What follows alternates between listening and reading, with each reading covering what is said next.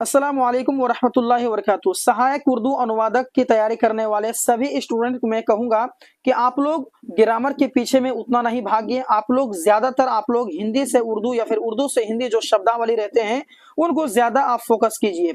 और इसका संपूर्ण जो पीडीएफ है वो मेरे पास में अवेलेबल है। अगर आप लोग लेना चाहते हैं तो ये जो नंबर आपके शो हो रहे हैं इस नंबर पर आप लोग ज़रूर कॉन्टेक्ट करेंगे, या फिर स्क्रीन में जो नंबर दिए हैं फ्रेश करके उसको भी आप जो है उसमें कॉन्टेक्ट करके आप लोग इसका पीडीएफ ले लेंगे।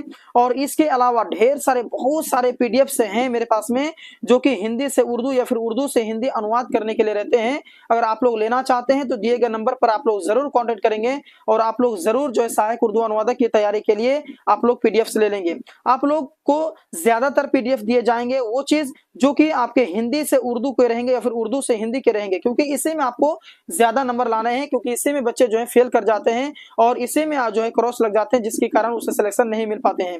इसीलिए मेरी बात मानिए और ये पीडीएफ जो है इसी प्रकार से बहुत सारे पीडीएफ हैं मेरे पास में अवेलेबल, ये सभी पीडीएफ आप जरूर लें।